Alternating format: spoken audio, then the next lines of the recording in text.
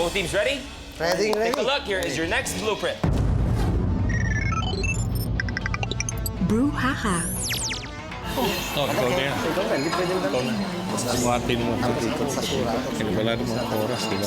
Ang mga Pinoy mahilig uminom ng kape sa umaga, sa tanghali o sa gabi. Sa challenge na ito, ang kailangan mo lang ay 4 na coffee cups. Kailangang iposisyon ng player ang mga coffee cups sa isang nakaslant na mesa. Pagkapwesto sa mga ito, pagugulungin niya ang coffee cup sa tuktok para makagawa ng chain reaction para ma-shoot ang cup sa dulo sa nakaabang na basket. Next challenge natin ay Brouhaha. Recap ng score natin.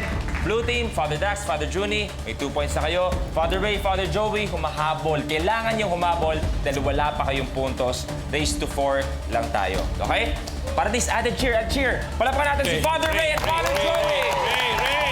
Father Juni and Father Dax. Brouhaha. Ready? Father Ray? Father Juni, you have more than a minute. Good luck.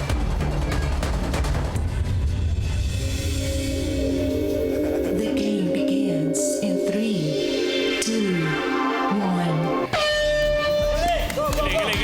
Yan. Sige. Isa ang kailangan magstay. Chain reaction. Okay, nice. Bossing. Walang gagalaw. Gagalaw. Nasa pangalawang cup na pareho. Okay yan. Power. Father Juni, Father Ray. Okay. Tigil Last na. cup si Father Juni. Okay, game. Yes. Go. Ay! Ulit! Go! Bilis! Masyadong urong na konti, ha? Muntikan na. That is Father Ray. Ray, ha? Pag ganito, ha? Kunti na lang. Ganito.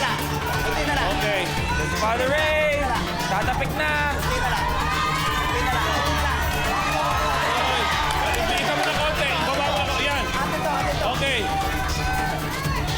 Ito na ulit si Father Ray. Galaw. Yan. Isa pa. Here we go. Isa pa, Ray. Yan!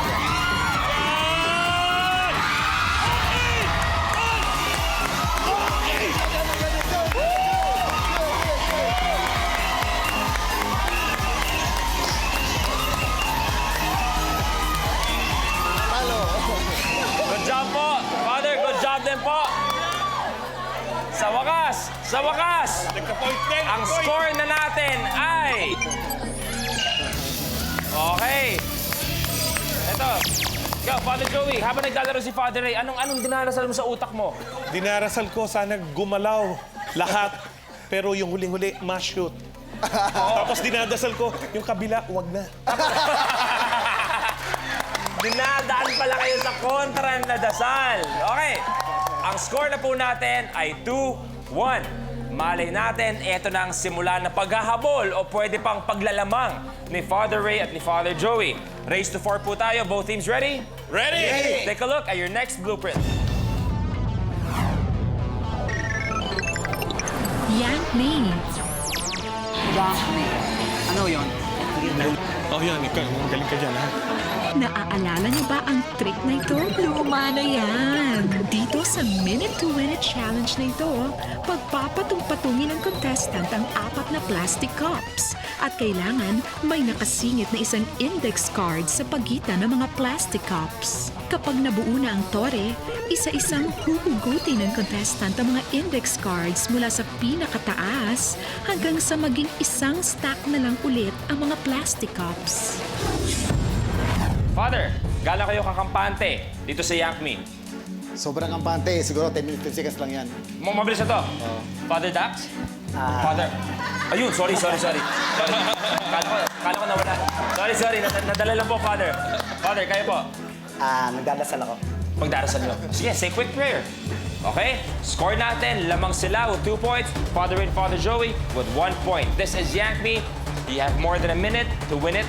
Good luck, mga Father. Galingan mo, Ray, ha?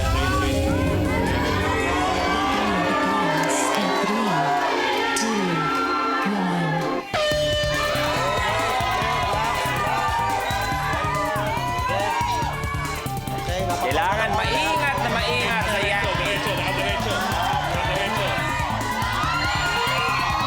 Oy!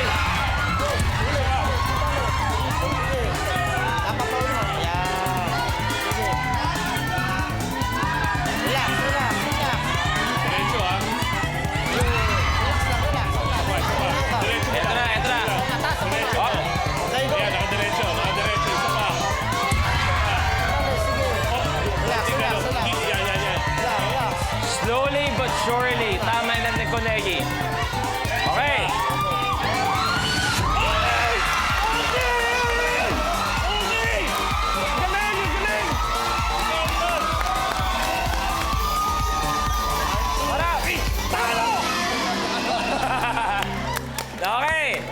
Ang nangyari, eto na nga yung sinasabi natin. Humabol pa. Ang score na natin ay 2-all. Kanina, lamang na lamang sina Father Dax at Father Juni. Safe to say now, it is anyone's ball game. Ready? Kayo ba, mga Father? Ramdam nyo na hindi na makakapuntos sila. Tutuloy-tuloy na kayo hanggang 4 Palagay ko, points. wala na yung pag-asa. Wala na, tapos na. Father Joey. Dinadaga na. Dinadaga! Dinadaga Oh, na. Father Dax, dinadaga na raw kayo. Salita! Okay, tingnan natin kung sinong lalamang. 2-all tayo. Take a look at your next blueprint. Mega Bubble. Nauna na tayo. Huwag mo masyadong itaas. Basta ano lang, konting taas lang.